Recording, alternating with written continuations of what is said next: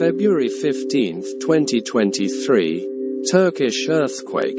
They came to be healed, but died in the rubble.